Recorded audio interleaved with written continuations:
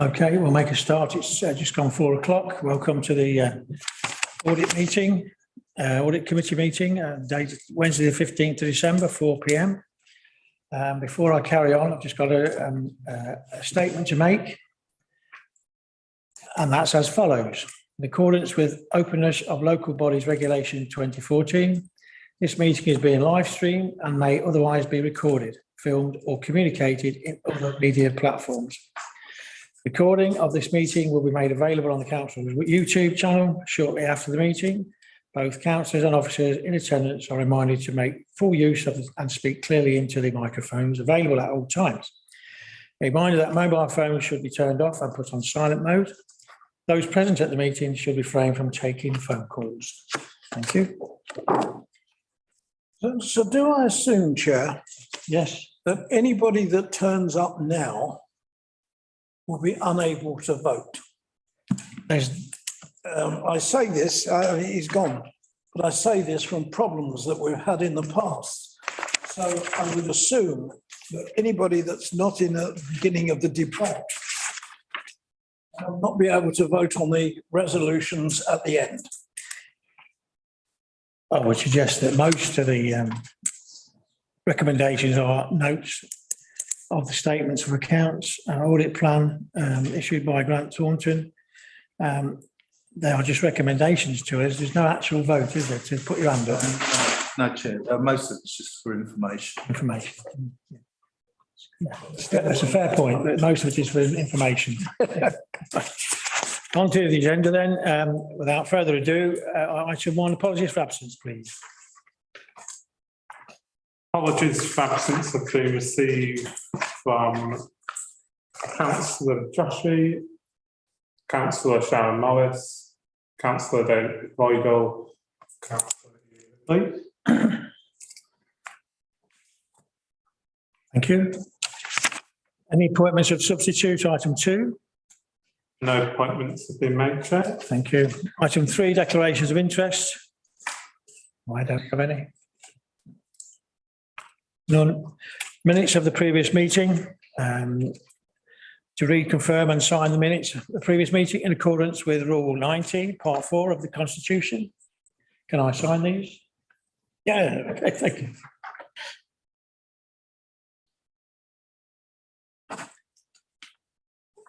Job done. Item 5, which is the action list arising from the previous minutes. Who got that? There were no action lists. Thank you. Item 6, petitions and deputations. None have been received, Chair. Thank you. Item 7 is external audit progress report Q2 21-22. Report by the interim head of finance 151, please. Yeah, so this is just to update members on the progress of the external audit for the 2021 statement,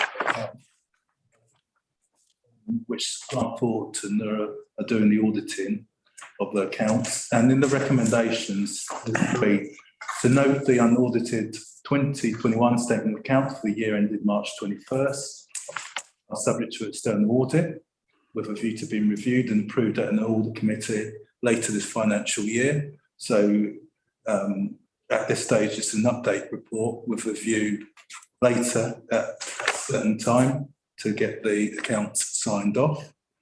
And the audit plan for 2020-21 has now been issued by Grant Thornton, appendices, and Grant Thornton have issued a progress report on external audit of the council's 2021 statement of accounts. So this is basically just the introduced Grant Thornton, who will go through the audit and the progress on the audit report. So at this point, Chair, I'd like to introduce Grant Patterson from Grant Thornton to present his reports. Thank you, Chair. I'm joined here today by Paul Harvey, and I'm going to ask Paul to sort of take you through the detail of the reports, but probably just take you back a step. It is actually why you've got 2 reports in front of you today. As I'm sure members of the committee are aware, we only recently sort of completed our audit of the 2019-20 accounts, and following completion of that, we then moved into our planning stage, I suppose, for 2021. However, I mean, in terms of the timing of audit committees, we were aware, having just recently completed the 1920 accounts, of what the likely significant risks, etc., were going to be in relation to 2021. So it's slightly in an unusual position that we're bringing you the plan now, but we have already started on work on 2021 accounts. The plan in that way is being brought to you today is to confirm that we haven't had to change our strategy overall. And then the progress report, which we're taking through, is the progress we're making on the 2021 accounts. And then as part of that, we'll then pick up on, as was alluded to by the Section 151 officer, when the likely completion dates are going to be. So I was going to hand over to Paul, if that was okay, who is going to take you through the plan, but we'll both be here to answer questions as we go through it. Okay, thank you.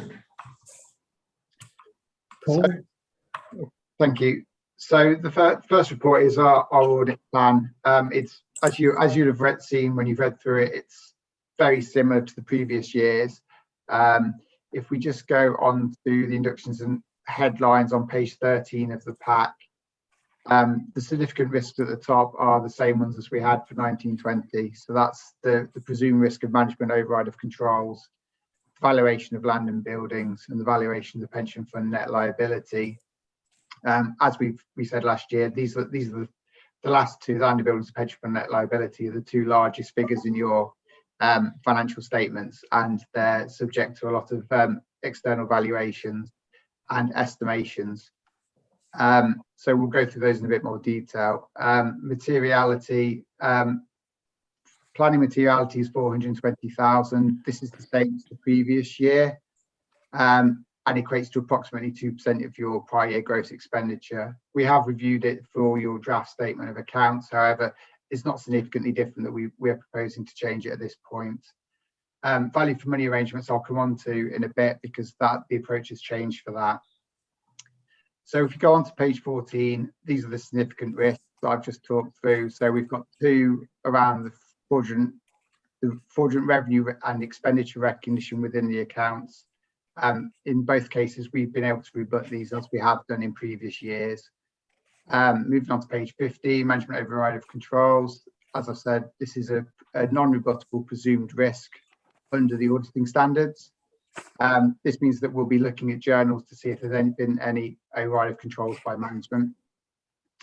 And then valuation of land and buildings.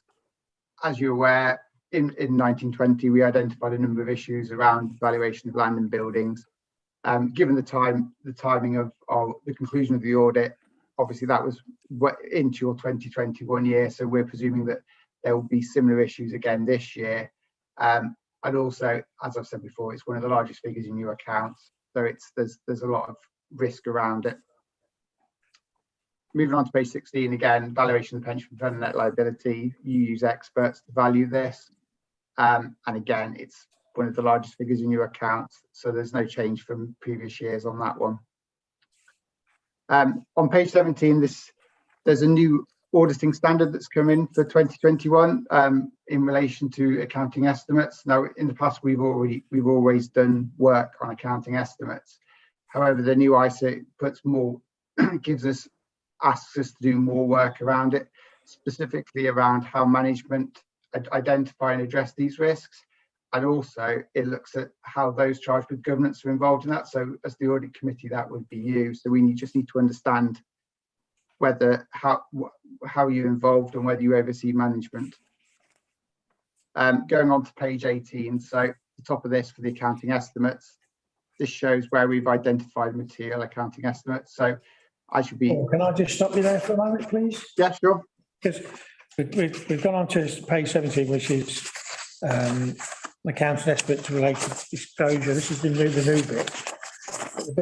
The previous to that on 16, 15 and 14, it's relevant to this authority, isn't it? That's yeah. You're dealing with this authority. Could I then ask, is it prudent to ask you if it's on that part first before we move on to the, what I'll call yeah, sure. on page, sorry, 14, fraudulent revenue recognition rebutted. Can you just explain definition of that, just for my benefit? Yes, certainly. So under the auditing standards, there are two presumed risks. So one's management override of controls, which is on page 15, but on page 40, the other one is around fraudulent revenue recognition. So this is that there will be fraudulent recognition of revenue within your accounts, so income. So but for a council, obviously, most of your income is through grants from local government or NNDR or council tax. So we're able to rebut this. So it's more applicable in the commercial sector than local government. So hopefully that answers your question. Okay, yes, thank you. So on the right-hand side of that, where you've got the key aspects of proposed response, we do not expect there to be any material other revenue streams, but we'll continue to review transactions as part of the audit, ensuring that it remains appropriate to rebut the presumed risk of revenue recognition of the authority. It's authority. So I'll read that out. I'll read that out. Sorry to interrupt. It's to get legal standing for me with relation to your comment on the right-hand side to what's on the left. Is that okay? Yeah, Chair, it's Grant Paston. I mean, just to reiterate what Paul was saying is, I mean, there are risks that we have to consider and we can rebut them. As I say, in the commercial sector, clearly revenue recognition is more important in the sense of their sales. As Paul said, as the council, most of your income we can readily sort of prove in that sense in terms of council tax income, NNDR, grants, etc. There's the element of fees and charges that can be variable, but again, a lot of that is very sort of small individual numbers across a number of sites. Therefore, the risk of material revenue fraud, i.e. someone manipulating the accounts and making them materially correct is low, and that's why we say we rebut it, in the sense of if we didn't rebut it, we'd have to do specific, more involved testing in respect of potential for fraudulent transactions and that element. And I don't know if Paul was going to go on, but in terms of the next one down in expenditure, and that's specifically related to public sector services, and it comes out of what an auditing practice in audit practice note 10. And that just recognises that given the nature of the councils and public sector is they tend to spend taxpayers' money. That's what they are there for. And therefore, we also need to consider it in relation to expenditure. But again, when we look at the controls and arrangements you've got in place as a council, we're satisfied that the risk of sort of material misstatement by fraud and or error is relatively low. We will test those streams, i.e. operating expenditure, payroll, etc. And it's not to say we won't do that, and this will capital expenditure, but we're saying the specific risk around fraud we can rebut. So that's how we sort of, and then that then drives our testing strategy. So that's why the rebuttal is in there. So. Thank you. I'm grateful for that. So if I may just go on to page 15. Management override of controls. Have you just mentioned that? In the comments on the right-hand side, we will. So all those headings there, we will evaluate. That's obviously that's something that continues each time. Does that make sense? Sorry. I think you cut out a bit there, but I think I got the gist of what you were asking. So yeah. So management override of controls is another presumed risk, but it's one that we can't rebut. So we have to do work to make sure that management aren't overriding the controls that you have at the council. So the right-hand column sets out the testing that we're going to do, and now the main way that management can override the controls within a council is through posting of journals into the general ledger. So that's why most of that testing is aimed around those journals. We look to see if who's posted the journals. So, for example, Comey is the acting Section 151 officer. We wouldn't expect him to be posting journals due to his senior position. So that's one of the tests we would look at. The other area where the financial statements could be manipulated by management is around accounting estimates and critical judgments. So as we're kind of coming on to in the next section, the accounting estimates, one of the big ones is the revaluation of land and building and the pension liability. They have quite big estimates in them, but we've identified those as significant risks elsewhere. So although we say we're going to do the testing there, we will be picking that up as part of our other testing around those other significant risks. Okay, thank you. Can I then I'm sorry to put this in on page 16, you talk about, mention the pension liability or the net from previous papers, and there is a suggestion that there is a certain amount of unknown about the pension liability, and that it could end up with a significant bill at the end, which may not have been accounted for in the first place. Is that, have I got that right? Having seen some of the last pension liability which was levied against the council, we needed to identify where that was going to come from. Does that make sense? Yeah, so I think there's two aspects to it. So I think you're talking about the funding of the pension liability to the pension fund by the council. So that's one area of it, and that comes out of the triennial reviews that are undertaken on the pension fund every 3 to 4 years. And obviously they identify what your liability is and then how you're going to bring it back to a balanced position. So obviously that will affect your contributions and your level of contributions. We're more interested, our risk is around what's actually shown in the financial statement. So every year you engage an actuary via the pension fund to give you a valuation of what your liability is at the end of the year. Obviously that's a complex calculation which has a lot of estimates in it. So what we're doing here is we're saying, because it's got all those estimations in, it's a significant risk that it could be materially misstated. So here we're looking at what the actuary's done, what assumptions they've used. Are they in line with the actuary, how other actuaries have valued other pension funds within local government? Yeah, so that's where our risk is coming from. Yes, so I appreciate your comments there. For me, it was just suggesting that if I'm coming from a layman's term here, from a history point of view, the years gone by, you can actually predict more closely what that might or might not be in the future. So would that not allow the council then to preempt anything that might come and bite us in the future? I suppose it's a bit more complicated. I mean, effectively, that's what the actuary is doing, Chair. They are sort of putting their estimates in the future. I think what you're alluding to is if something changes in year, would it change your contribution rate? Contribution rates are generally fixed for 3 years, as Paul was saying, as part of the valuation. And that, in a way, is to make sure there's a degree of certainty within the council tax levy, effectively, or council tax that the taxpayers will have to pay, and enable you to plan. You wouldn't normally change a contribution unless there'd been a revaluation of the fund. Now, I think it is possible to trigger revaluations if you think something significant has happened, and not just you. I think the fund would and other councils. So, I think.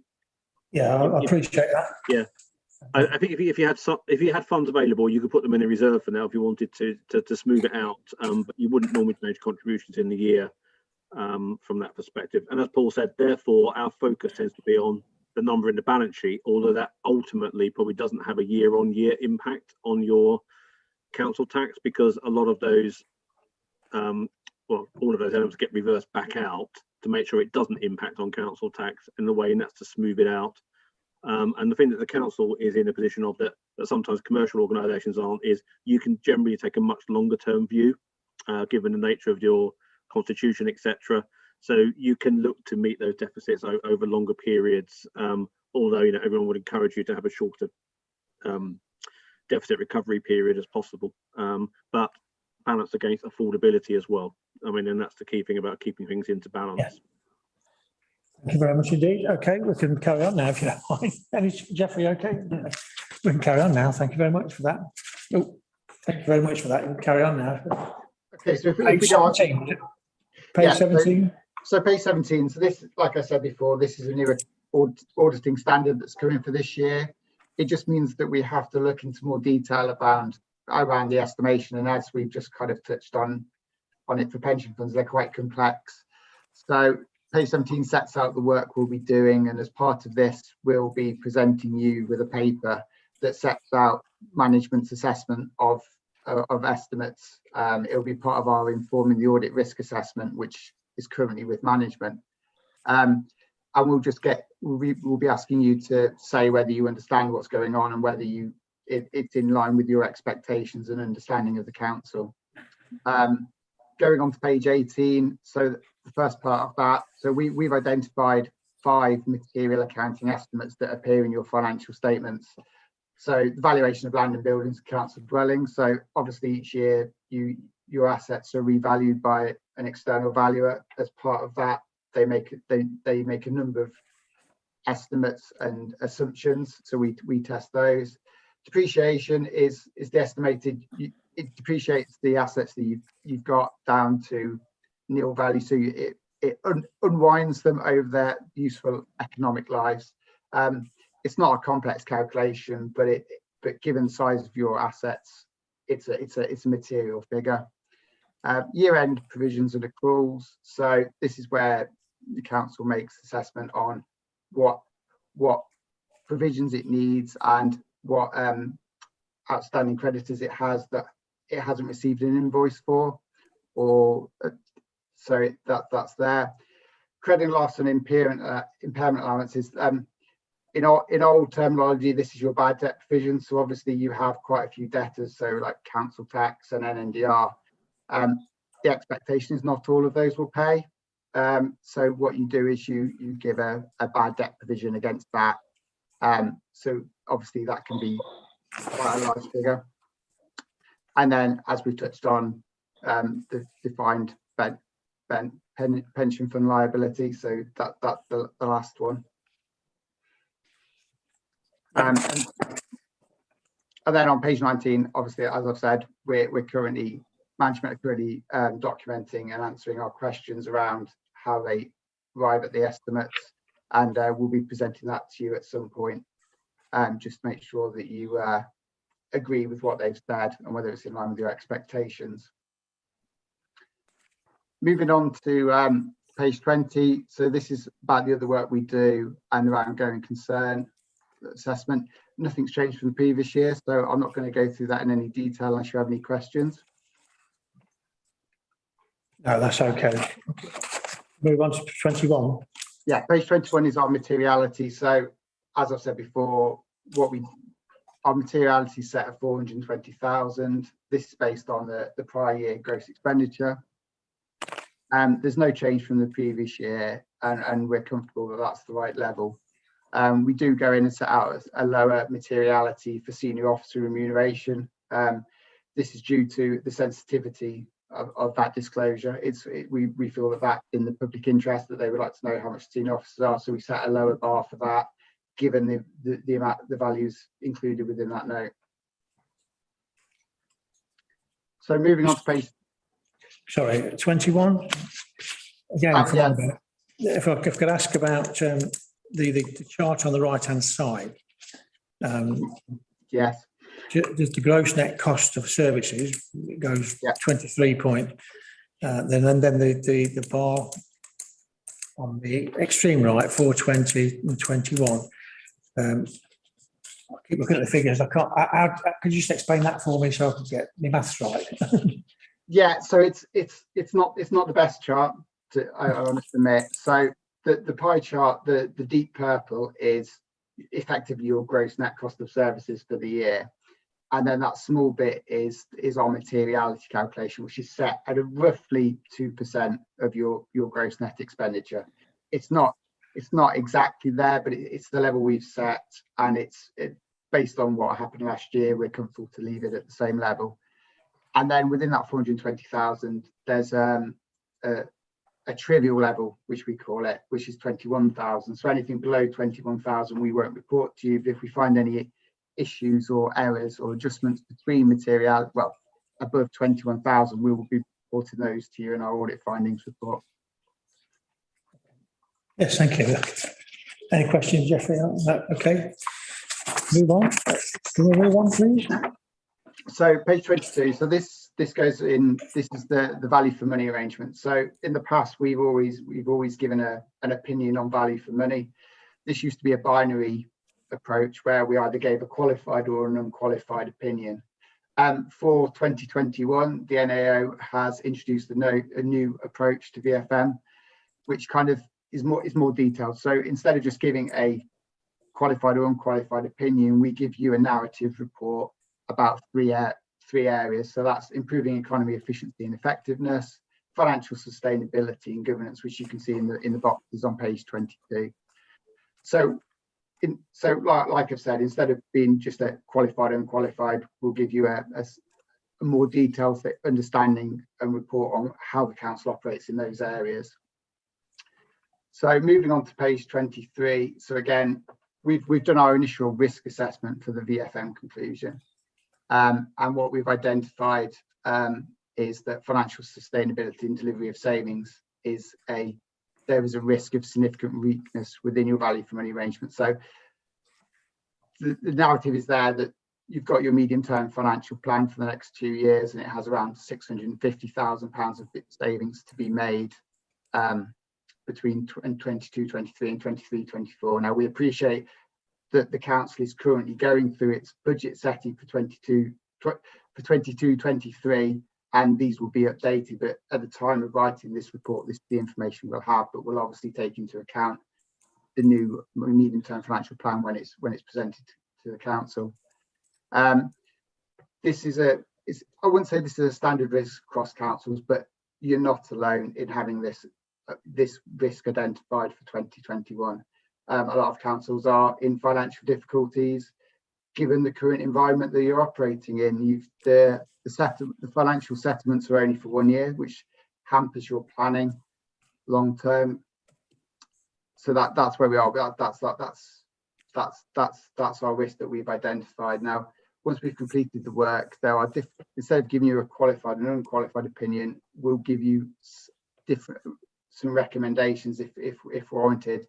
And I guess the right hand column sets out the 3 different types of recommendations that we can make. So statutory recommendations is obviously the highest level. Then we make key recommendations, and then if there's small recommendations, they're called improvement recommendations. Any questions yet? Councillor Cushion? Just the comment just now of the financial settlement. Did I hear you say the government are only planning another 1 year financial settlement? Because what I'm referring to is the 21-22 was only for 1 year. So obviously, because this is the 2021 plan, we're kind of obviously because of the length since that year. So we're looking at what arrangements were in place during that year. So obviously at that time, when you were developing your medium-term financial strategy, you'd had the 21-22 financial settlement, but you hadn't had the 22-23. So we're kind of out of sync with it all. So it's a bit complicated to get it. So obviously, I'm not saying what the government's going to be doing for 22-23 onwards. And it's just what was in place during 2021. right, so just for the old folk, the financial settlement for the current year, that's due now, isn't it? Sort of November, December, or have we had it and I've missed it? No, it should be. My understanding is, I think it might have been during either this Friday or it's not when unknown to be released on Christmas Eve before, I don't think. So I think the government's given the government's given indicative spending as part of the October budget, but yes, you're still waiting for your final determination for this year. And I think picking up on your earlier question, I think the government did allude that it will be seeking to do sort of 3-year spending reviews, but I think I don't know the answer. I've read in the press actually they may well end up being another 1 year settlement this time round, but I think we'll have to wait and see whether what comes out.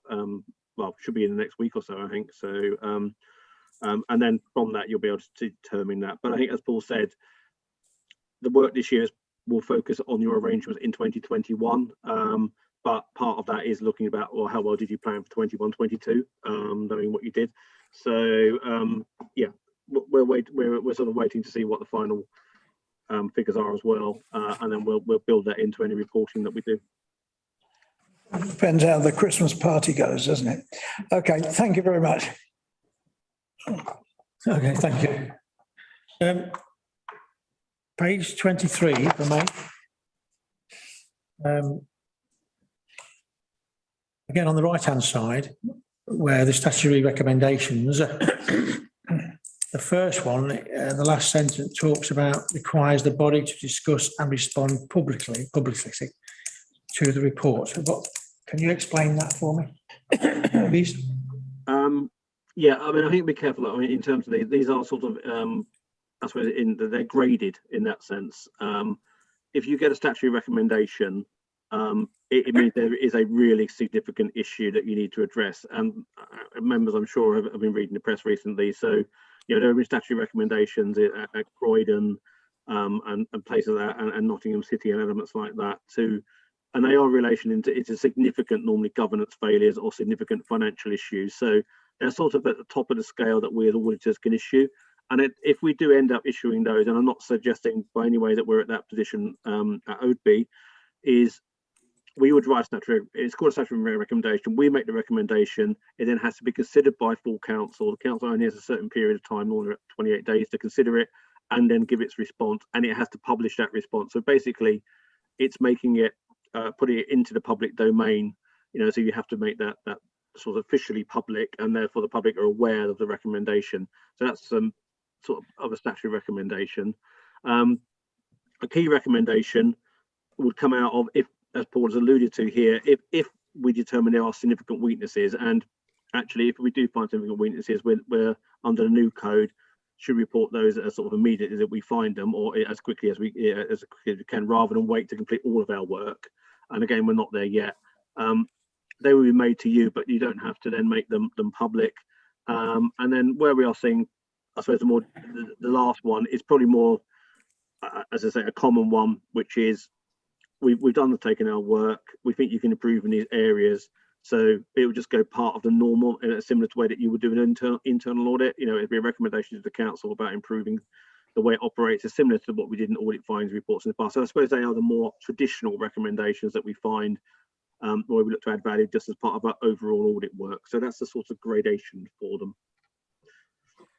Thank you. I'm grateful for that explanation. So the last one, of course, it says right at the bottom, but are not made as a result of identifying significant weaknesses in the body's arrangement. So that's quite reassuring, I think, that's that statement. Thank you very much. Okay, do we carry on to 24? So, yeah, thank you, Chair. So page 24 is audit logistics. So it just kind of sets out our timetable. So obviously, as Grant's already said, we're kind of behind the normal timetable due to the delay in issuing the 1920 opinion. So as you can see, we've done our planning and risk assessment. The audit committee, the audit plans come to this committee in December. The year-end audit, we started that in October and we're currently working through it. And then at the moment, we're in discussions with officers about finalising the audit and issuing our audit findings report. We've kind of put an indicative time of January 2022 in there, but that will depend on the progress of the audit and any issues that are arising from that audit. And then the auditor's annual report, this is kind of that's where we report our findings in the VFM. And at the moment, we're timetabling that to be March 2022. These are your audit fees anyway, aren't they? Yeah, so on page 25, the audit fees, it kind of sets out what the fees are for the past 3 years. The proposed fee for 2021 is £55,444. If we go on to page 26, it kind of takes you through how we've arrived at that figure from the scale fee that was published by PSAA. So obviously there's ongoing quality things that we identified in 1920, which are not specific to you. They're specific to local government as a whole, and then there's new issues for 2021. And I guess the main thing there is pointing out that the scale fee that was published by public sector PSAA didn't take into account the additional work required by VFM. So we've had to include that, and then also the revised auditing standards have also come in, but which weren't reflected in the scale fee. And then the final one is obviously from 1920, there were issues around the accounts preparation and supporting working papers. That's continued into this year, so we've put an additional fee in for that. And I'm happy to take any questions on fees. Any questions, Jeffrey, on fees? I thought there might be. I've got to ask a question on these. I would ask the accountant of my own business this question. Is there anything I can do to reduce these costs? Because for a small council like us, that seems, what is it, £1 for every person that lives in the borough? Or more than that. Yes, £1 for every person that lives in the borough. I'll sort of respond to that in two ways. One, as Paul has alluded to, in terms of the fee increases, a lot of that's been brought about by the increase in expectations on auditors. So as Paul was saying, a lot of the quality driven ones are not necessarily specific to OB, they are what we are doing about all our clients, so it's a consistent fee increase. Also, in that respect, it links into the Redmond report, and government has made funds available to councils to compensate for the expected increases in audit fees. I think it made £14 million available nationally. So you have got additional support for these fees for this year. Can you do anything to reduce them? I think certainly the 2,000, yes. If you know, and I think you're moving that way. I think you're looking at getting a new, an improved finance system. You're investing in your finance team. You're getting more permanent people involved. So yes, if all of that flows through, and then that flows through into, I suppose, improved working papers within the audit process, then that will reduce the fee. In terms of, I suppose, the quality side of it, that's going to depend on how much work we have to do. And I think at the moment, these fees are set around, this is our expectation on a level of fees. So I don't think there's anything specific, I mean, that you could do specifically, i.e. on we also have to undertake enhanced procedures on PP&E. We will also need to undertake work testing the assumptions of actuaries and stress testing those assumptions and making sure that they're reasonable.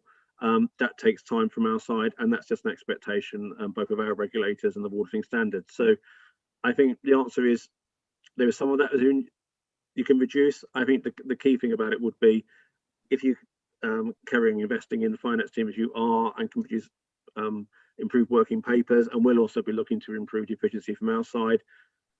You would hopefully keep them stable, but I mean, I can't deny that there'll be inflationary increases, etc., or pressures around the audit. So I think there's some that are in your gift. There are some that we just need to undertake the work, and basically we've been asked to do more work effectively by regulators. So that's what effectively is flowing through in here. They are still all subject, because you're in the PSA contract, to review by PSAA.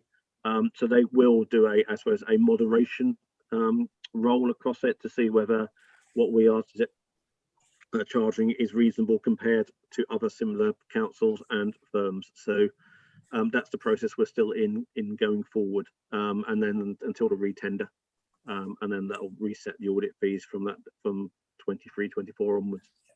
Okay, thank you very much. All right, Jeffrey, thank you. I have to say, I always welcome an external audit, because I've always said it year on year, is it's vital that we get an independent review of what we're doing, so that we can identify the strengths and weaknesses and start to improve, and that's what you do. And I welcome that most wholeheartedly. Thank you. So do we carry on then to the independent non-audit services? Yeah, so on page 7 is our independence and non-audit services. So as part of the ethical standards, we need to consider whether we are independent. There are no issues around our independence, and we want to bring to your attention.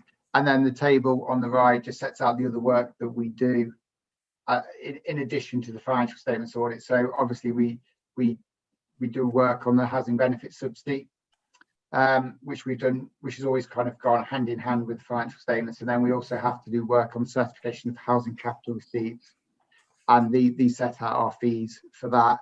I have noticed that the total is incorrect. So instead of 13,250, it should be 14,000. But yeah, I'm happy to take any questions on this. But what I will do when we get to the progress report is give you an update on where we are with those two pieces of work. 3,000. Any questions, Jeffrey? Oh, okay, no questions as far as I can see. And then the remainder of the report is kind of an appendix which takes you through the revised auditing standards that we've kind of referred to. So as you can see, there are quite a few new standards that have come in for 2021, and that just gives you an idea of what they are and when they were implemented. Yes, sorry, yes, it's I've had identified or highlighted one or two bits and pieces, but because it's 2022, I think that could be. I'll leave that till later. Are there any comments on all of this? We're going to talk through the pages as before. Yes, yeah. So yeah, I'm happy to go through the progress report as well. Yeah, and I'll go through each section. If you've got any questions, I'll pause so you can ask them. Yeah. So the progress report. It says November. That was when this report was drafted. So financial statements audit, we've obviously started, and we'll go into more detail about the progress in total against all the different areas. There on page 35, we've talked about VFM. So the other areas, certification of claims and returns. So we've started our work on the housing benefit subsidy grant. So that's currently in hand, and we're working on that. And I think as of this week, we've also started the work on the pooling of housing capital receipts returns. So at the moment, there's nothing to report on those. And we'll obviously, if there is, we'll bring that to the next audit committee with an update on how they've gone and whether we've actually certified them. Okay. I suggest 36, 37, unless there's anything that sticks out from 37 onwards. I note that waiting officers to provide evidence for this sample, and it goes through like that all the way through. So we're still waiting for these things to be completed. So is there anything there that's outstanding that we need to be concerned about, or can we just move on? No, I think it was just to give you an idea of where we were in terms of the audit as it's progressing, because it's in progress, and it's just timely to give you an update while it's going on. I don't think there's any significant issues that we want to bring to your attention at this point. Is there any questions, Jeffrey, at all? No. Do we want to move on then? Sorry. Do we want to move on about audit deliverables? 38, is that? So that kind of sets out. So what we will do at each of the next audit committees, we'll bring you a progress report, and one of the standard slides will be this slide. And obviously, it just kind of sets out the table for 2021 deliverables. And as we progress into the new year, we'll be adding the 21-22 deliverables. But it just shows that we've presented the audit plan to this audit committee, and all the rest of the items are not yet due.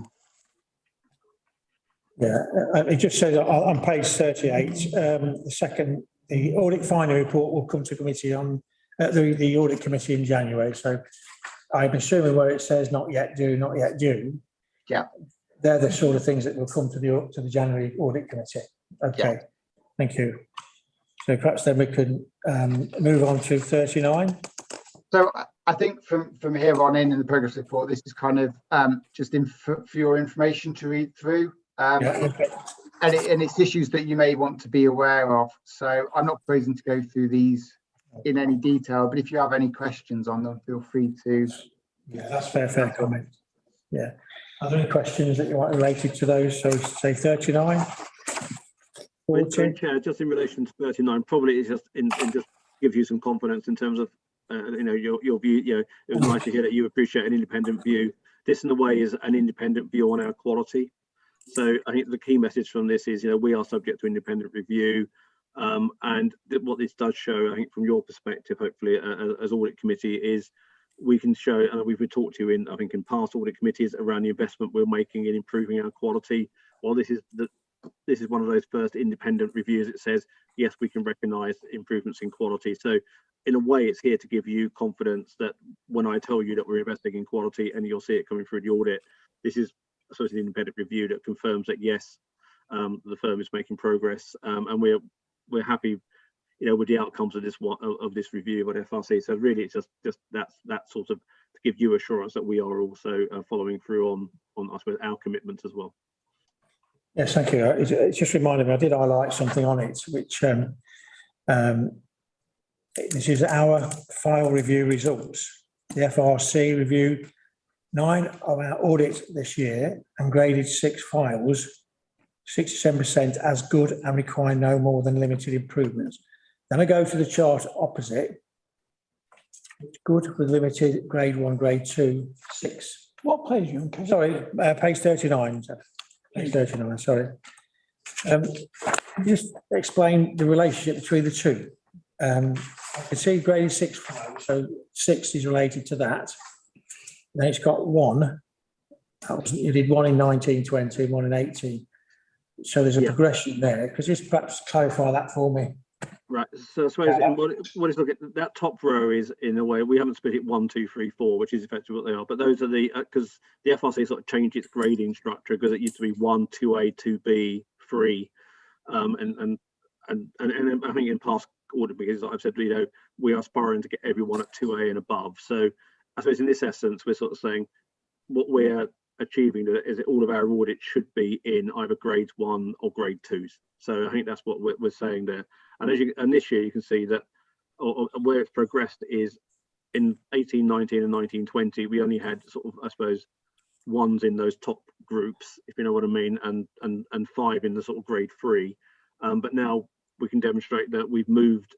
I mean, grade 3 is not a fail. It's just saying that the correct opinion was given, but there were improvements could be made.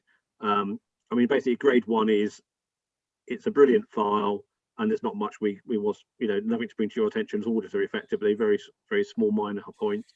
Grade 2 it's a very good file, and there's some small areas of improvement. And then grade 3 it's a good file, but there's areas you could have done better.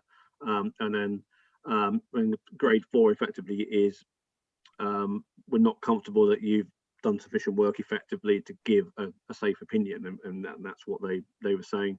So I think what we're saying is, we can clearly see that we have no more in grade 4, which is where we don't want to be, and then you can progressively see that. And the reason why the numbers have gone up is because we're now effectively the biggest provider of audits within the of public sector audits, in terms of we have about 45% share of the. Yeah. I'm grateful for that. I can understand it now. That's how it's working. So effectively, what you should be looking for is none in 4, and ideally next year if we did 9, all 9 in grades 1 to 2. But I can't guarantee that. That's what we're aspiring to, and that's what our investment is there for. But quite honestly, there are human beings involved in this process as well. So but that's what we're aspiring to get there. So. Thank you. I appreciate that. So from my point of view, that's quite a positive statement there, really. And the improvements required in grade 3 now, I understand the 1, 2 and 3. And I'm sure we have a plan in place for the grade 3 improvements. Have you identified those somewhere else? I think, if I remember rightly, there is something in there with regards to that. Yeah, we still have we have a sort of an audit investment plan where we are continuing with our investment into training our people. So that's really what we're doing. Sorry, the right-hand chart. Sorry. My apologies. Yes, sorry to interrupt you. You just gave the right section. Thank you. Yes, I think on page 40, as I was saying there, it's sort of like we're continuing to invest in that training of our auditors. In fact, as Paul will know this, we've got training in the first quarter of next year, 3 sessions of training where we're looking to embed that. So, and I think where we have complex issues, and I'm not saying that currently where the council is have any of that, we have specific partner panels in place to review that and technical teams. So I think it's really a sort of thing we're continuing to invest in those areas of the business to make sure that quality overall should improve. So really what covered on page 40. Thank you. Shall we carry on? All right, Jeffrey, any questions? Shall we carry on? Thank you. 41. Yeah, so as I said, this is kind of the sector update. So these are kind of themes that are arising in the local government sector. I'm not proposing to go through these in any great detail or to go through these at all. It's more for your information, and there's links in there where you can find out more information, or if you want to ask us questions about them now. Can I just clarify? Yes. I'm right in thinking the pages we're dealing with at the moment are general pages of general information as to how your organisation is dealing with this sector and not specific to our council. And I assume that goes back to page 40 as well. This is general information telling us how well you are doing compared with other people in their business. So yeah, so page 41 is kind of telling us how we're doing on our quality. The sector update is kind of for your information on lessons to be learned. So if, for example, page 42 is what lessons can be learned from public interest reports. Obviously, over the past couple of years, there's been a number of public interest reports issued, and it's kind of what information can you take from them to apply to your council to make sure that you don't get in the same situations that Nottingham City Council and Croydon and Northampton Borough Council got into. So it's more for your information about what's going on in the sector. Yeah. I think it's probably best then. I found some of the information quite interesting, actually. Some comparatives that are in there. So would it be prudent to say, well, that's all for information, and it's good stuff that we've got it, then can we move on then to what is relevant to this authority without devaluing what's in the documents? Is there anything else from these papers that you want us to know? No, there isn't, Chair. No. Are we okay? Some other questions with regards to this document, we can move on. Yes, Chair, because a lot of it's for information that's Okay. Well, that's very helpful. Sorry, Chair, you will have to vote on the reports. Yes, I'm just going to come back to that now to say thank you for that. And we go back to the beginning page, but thank you for reminding me. There's the 3 recommendations that were there. We get to it. Bear with me.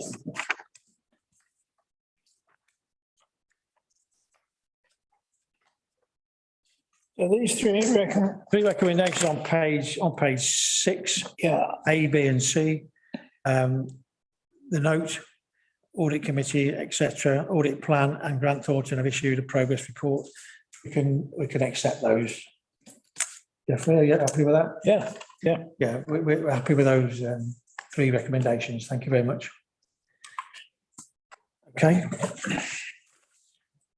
And thank you very much for your time. item 8, have we not? Okay. It's on the agenda. Yeah.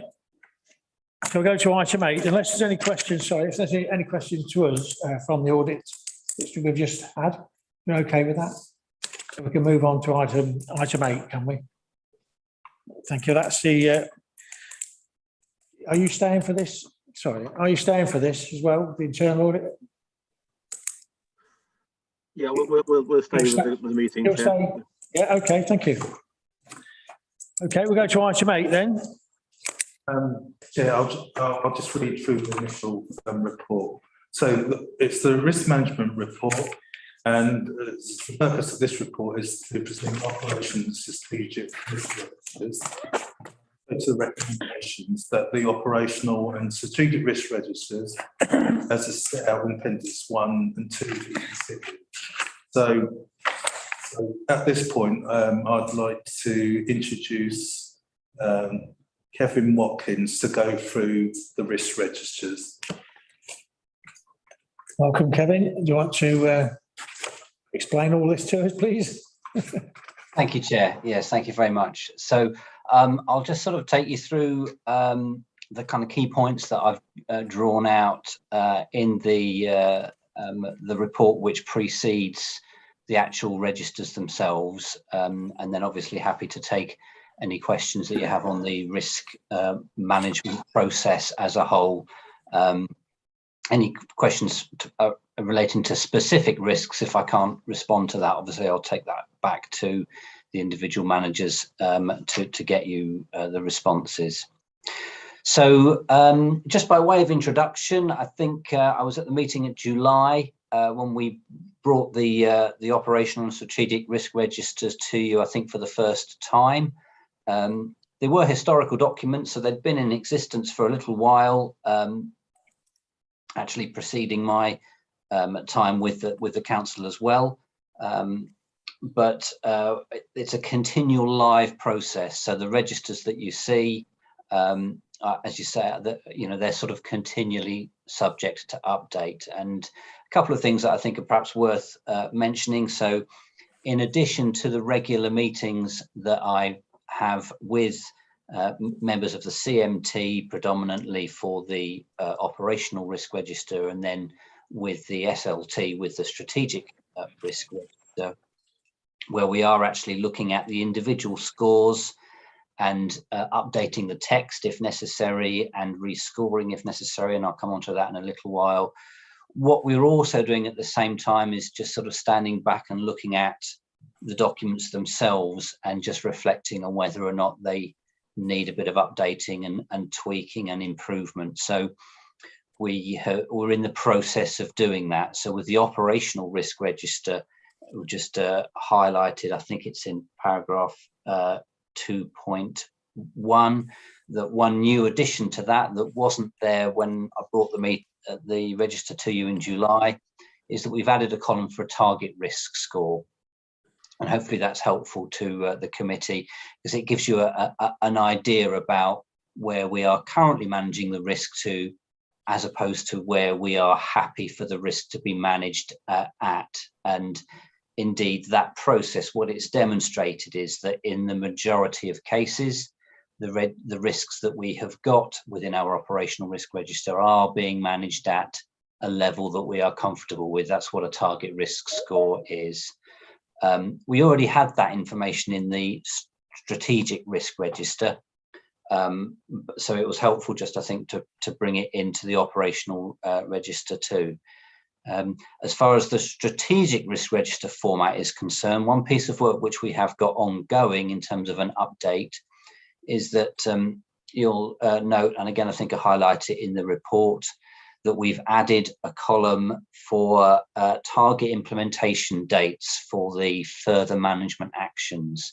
Now we're in the process of working on that with the SLT in terms of putting those dates in. I think it's going to be helpful because the narrative that we've got in the further management actions column is quite historical now, and we do need to give that a really good look at to see, is that actually still an ongoing piece of action, or has it changed into business as usual, in which case it would move into the column about the sort of basic controls that we've got managing the risk. And if it is still ongoing, then really what's the date that we need to get this complete by? So that information will be added in the next iteration of the register. And our intention is that we would bring you the Q4 register, either in Q4 or just afterwards, indeed, so that you can see that there. In terms of the actual content of the registers themselves, they are reasonably static in the risks that are contained on the register, because they're historical. They've existed for quite some time. They don't tend to change in terms of new risks being added and risks being taken off that much, because they've kind of settled down now as to what you're seeing now. What does tend to change is we tweak the scores based on where we consider there have been some changes and some improvements. And what I've sought to do is just to try to highlight those to you in the actual registers themselves, So in the operational risk register, wherever you see some red text in the column which is headed up update, that Can you just go to the essentially page number, reflects a please? change of score. Sorry, Sorry. Kevin, can you go to just the page number that you're referring to, please? So for example, a good example is page 60, which is the finance and resources operational risk register. You see that when Comey and I went through this, I think it was back in October, there had been a number of scores that we were able to reduce, principally around some of the recent additions to the finance team. So that's been an ongoing concern for a while, but because we've been successful in recruiting to posts, we felt that we were able to reduce some scores. So that's the sort of thing that tends to happen to the risk registers now. Having said that, we do, whenever we sit and review the registers, we always put that question at the end, which is, are there any other new areas that you think need to go on?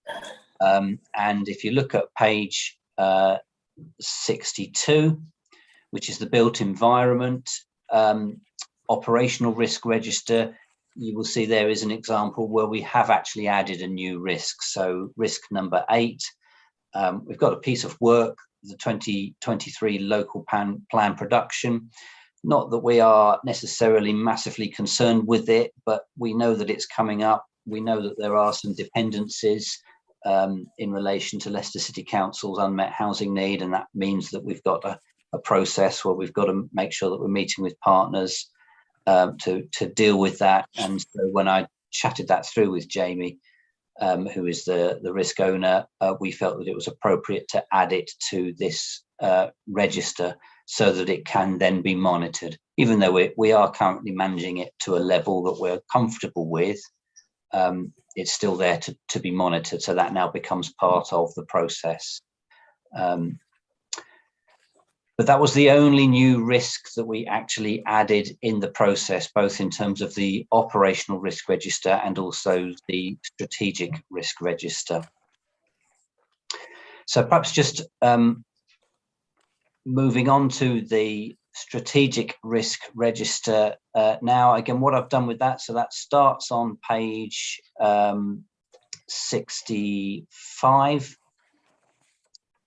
Again, it's relatively static. The risks don't tend to change that much in terms of things coming off it and on it and off of it. So there's no changes in the numbers and nature of the risks that are on there. There have been some tweaks in scores. And if you look at the column on the right hand side where it says review commentary, if you see something there in bold text, that's what I've added this time round, just to highlight those occasions where we have adjusted scores. In most cases, those scores have come down, reflecting the implementation of actions and some of those things. We did move some of the further management action controls into the existing controls, so they became business as usual. I think there is one risk where we just did quite a lot of work in terms of reflecting on the narrative of it, which is CR13, which is on page 70. So my discussion with Philippa about the cybersecurity threat, where we did raise, I think, the level of mitigated risk score on that slightly, and it was really not reflecting a lapse in controls, actually quite the opposite, because there's a lot of work going around it. It was more a reflection of the nature of the risk itself, that cyber security is a real threat. The council has information. It contains, it holds a lot of data, which would be very lucrative for criminals to get hold of, and therefore you can expect yourselves to be targeted. So you need the controls that are in that you've got in place, and so that's why we really had a good look at that and changed the narrative of that, I think, consistently quite a lot of the way through that particular risk. Other than that, most other risks on the strategic risk register stayed static and are sort of largely unchanged from when we brought the report to you in July. So I think that was probably the key highlights I wanted to just present. Happy to take questions about the process. Jeffrey, any questions? No. Can I, again, just a clarification if I may. Page 60. Looks as though they're all going in the right direction anyway. Then I look at the second column. It's very small writing, so I can't see it. In the update, October, November, mitigation score reduced from 12 to 4. So that's put it into the green. Then the likelihood 2 and the impact 2 score still 4. So what do we need to do to get that down even lower? Looking at the chart. That's it. So are you looking at any sort of, did you look at any particular one, Chair? Sorry, which number was it?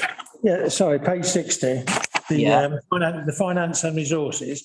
Yeah. Again, I say on the left-hand side, it's red and so on, which is when you migrate to the right, it's going right. It's going in the right direction. It's just a clarification on the second one down, which is financial. In red, it's got after mitigation score reduced from 12 to 4, which is quite significant. So, but then if we go down to 2, it says minor, which is good. So what do they need to do to get it down to 1? Will you be looking at that or leaving it at that point and then looking at some of the others which are amber? Have you prioritised? So basically, I mean, that's one of the purposes of adding the target risk to this particular register, is to get that reflection of where we're comfortable to manage something down to. And as you can see with that, in fact, consistently, more or less all the way through that, we are actually managing to our target risk. If we chose to have an even lower target risk than that, then, usually you have to start kind of, throwing more resources at a particular risk. So it might be in this case that you'd want to get additional staff.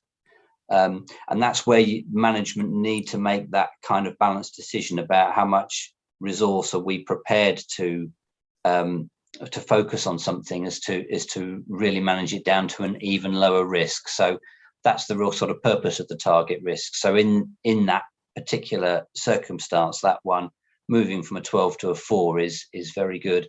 And it is, to be honest, very unusual to see target risks being kind of lower than 4. Normally you accept that there is a level of risk that you are managing and it is at a low level. So you're comfortable to accept that because you recognize that to get it even lower, you'd have to probably spend more money on it than you've reasonably got, that resource for. You're better off using it elsewhere.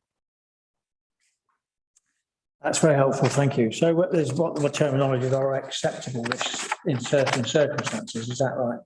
Can I? Yeah. Yes, sorry. Jeffrey.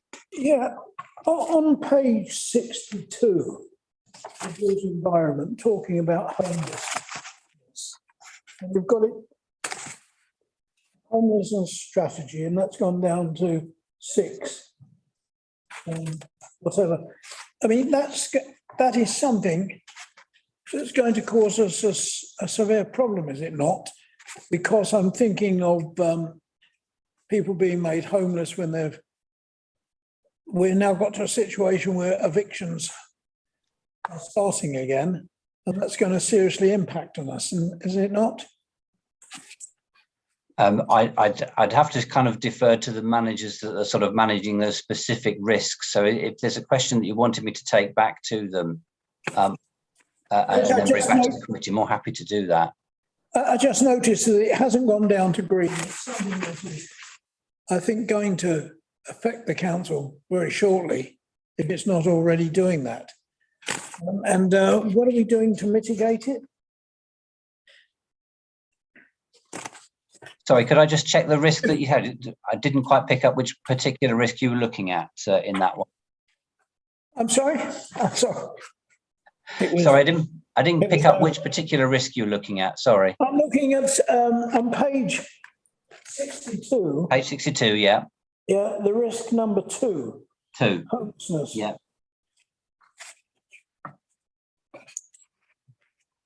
And it just says there's a review needs to be undertaken in terms of the council delivering the strategy.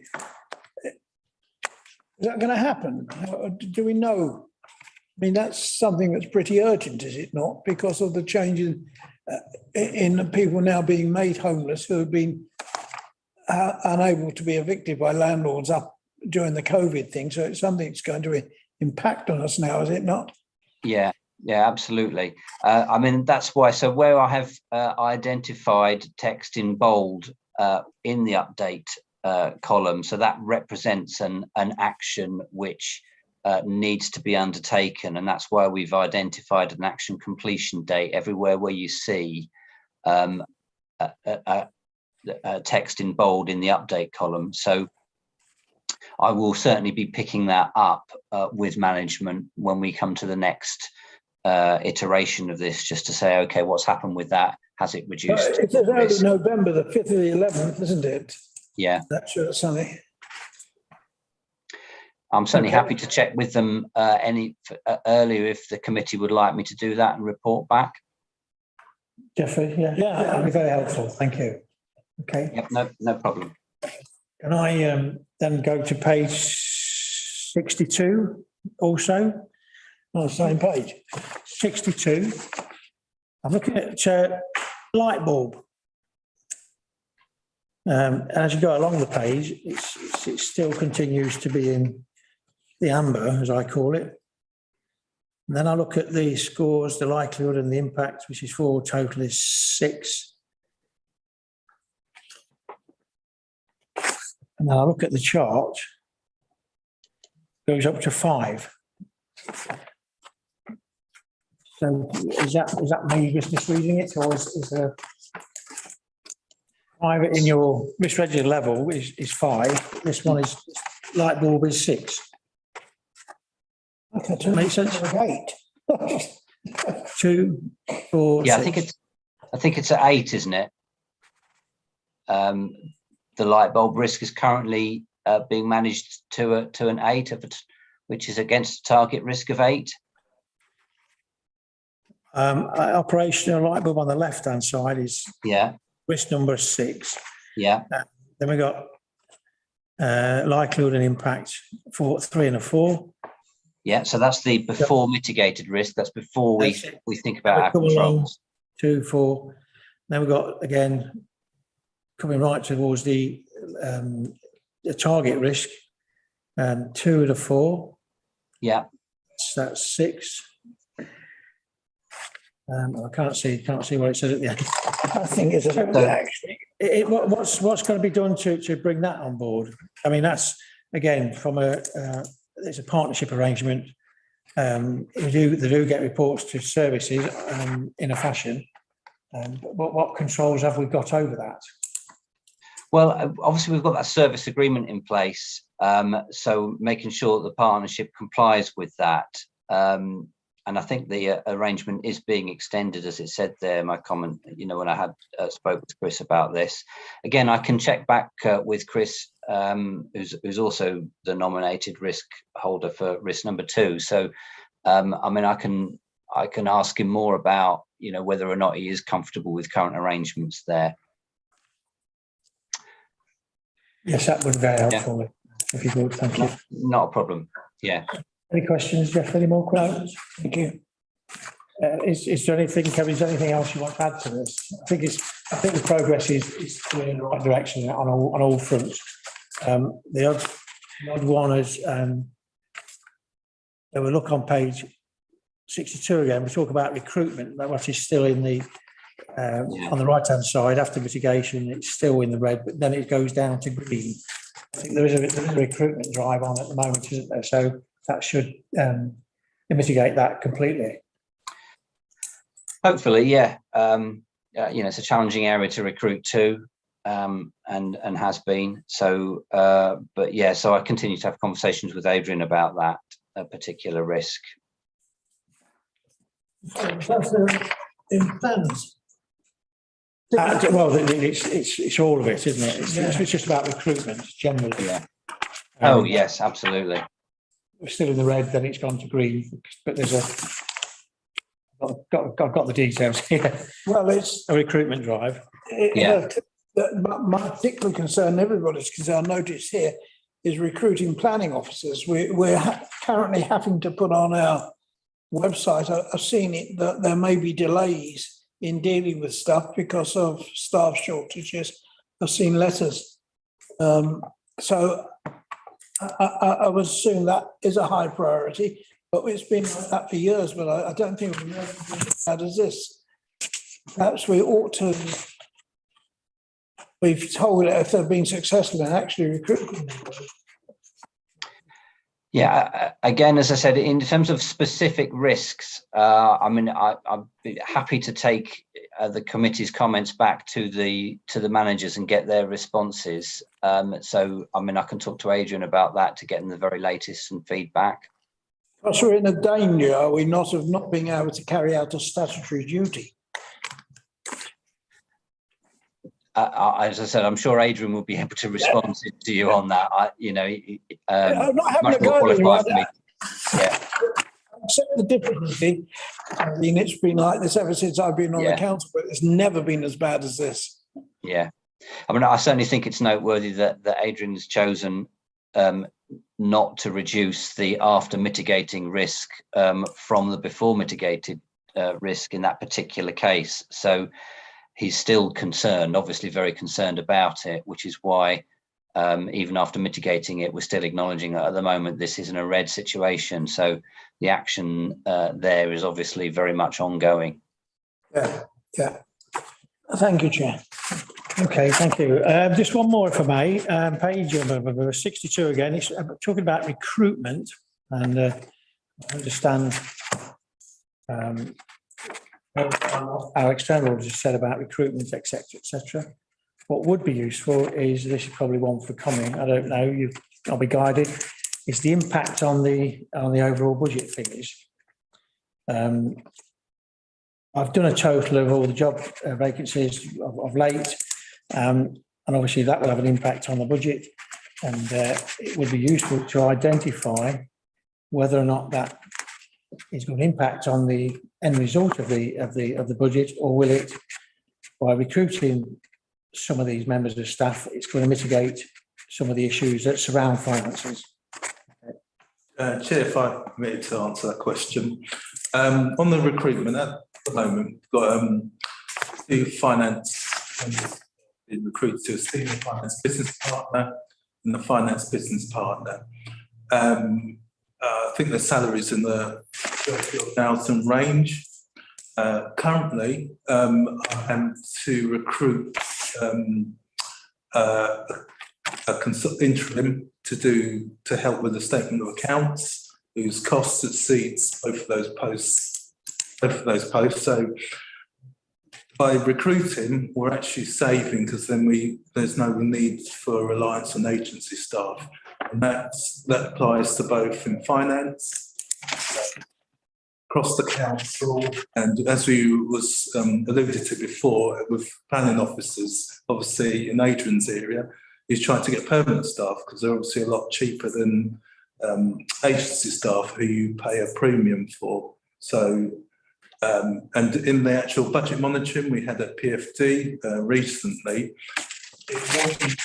It wasn't the staffing as a whole wasn't overspent. Overall, we're within budget, but there was areas where there was higher spend on agency costs, which is offset against savings elsewhere in salaries. But by recruiting, going out to recruitment, the aim is to actually save on cost and save on overall salary. Thank you. Any other comments? Okay, so is there anything else you'd like to tell us about this report, Kevin? No, that's fine, Chair. Thank you.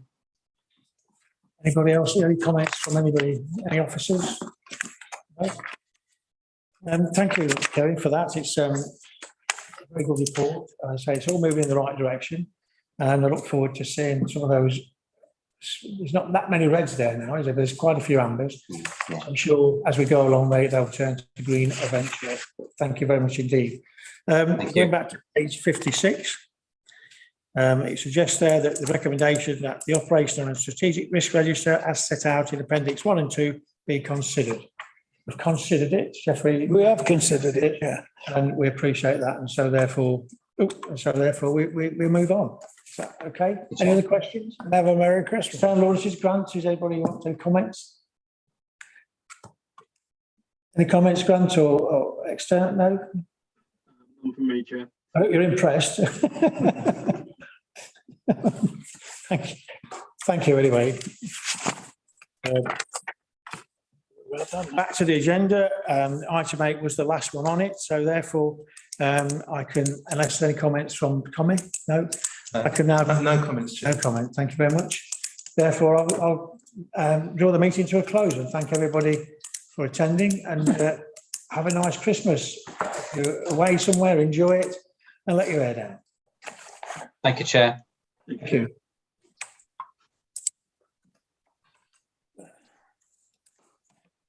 Are we off air?